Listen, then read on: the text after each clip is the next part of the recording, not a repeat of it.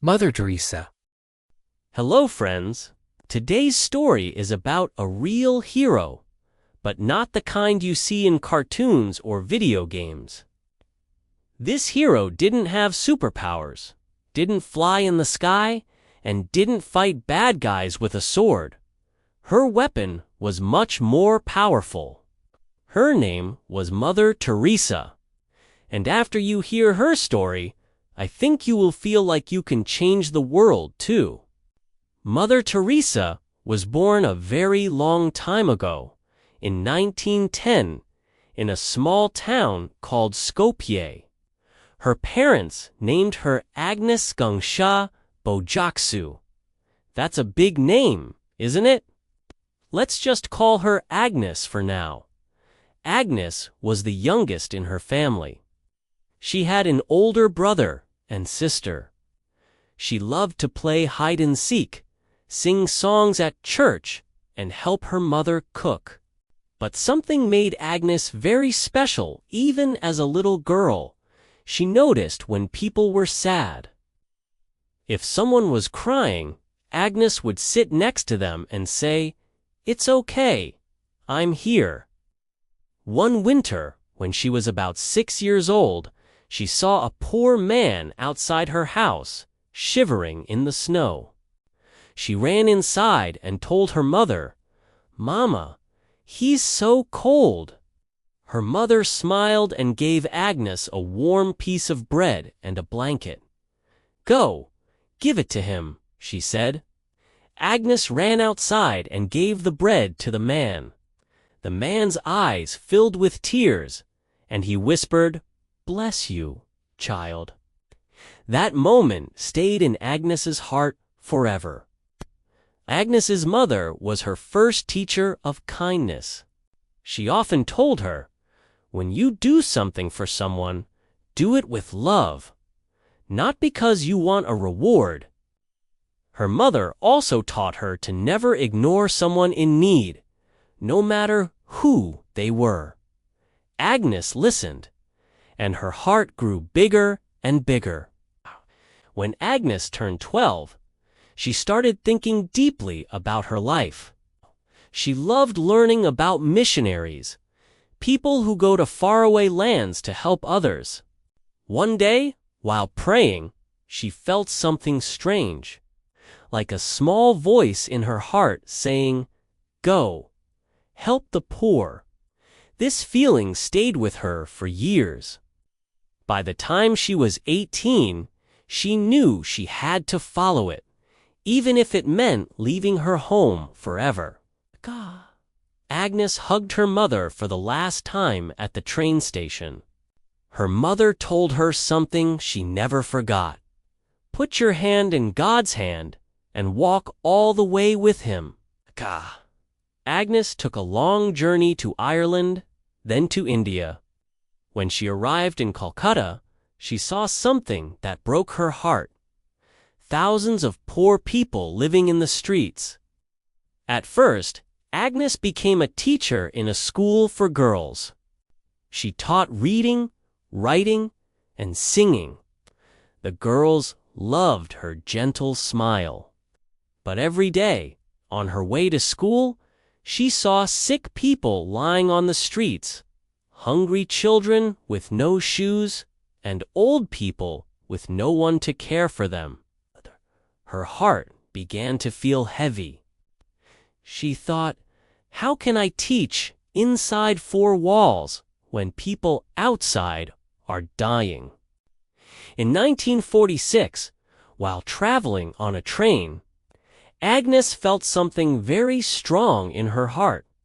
She called it the call within a call. She believed God was telling her, "Leave the school, go into the streets, help the poorest of the poor." So she left the convent school, put on a simple white sari with a blue border, and stepped into the streets alone. She had no money, no building, and no helpers. Only her heart. Her first classroom was under a tree. teaching poor children how to read using sticks in the dirt. She started picking up people who were dying on the streets and taking care of them. At first, people thought she was crazy. Some even shouted at her, "Why are you touching those sick people?" Mother Teresa smiled and said, "Because they are human and they deserve to be loved." One day, she found a man lying on the road, his body covered in sores. Everyone was walking past him, covering their noses. But Mother Teresa bent down, cleaned his wounds, and gave him water to drink. The man looked at her with weak eyes and whispered, "I lived like an animal, but I will die like an angel, because you have touched me." That night, Mother Teresa cried, but it was not from sadness. It was from love. Soon, more women came to help her. Together, they started the Missionaries of Charity, sisters who gave their lives to help the poor. They opened homes for children with no parents, shelters for the homeless, and places for the sick to be cared for. Mother Teresa told them, "We cannot do great things, but we can do small things with great love." One day, there was no food left to feed the children in their home. Mother Teresa prayed, and soon after, a man came to the door with bags of rice. "Someone told me you might need this," he said. She smiled and whispered, "God provides." Her work spread all over the world. People came from many countries to help. In 1979, she won the Nobel Peace Prize. When people asked why she didn't wear fancy clothes, she said, "I am a servant of the poor. My sari is my uniform." Mother Teresa always said, "If you can't feed 100 people, feed just one." She believed that love begins at home, by caring for your own family first. Mother Teresa passed away in 1997.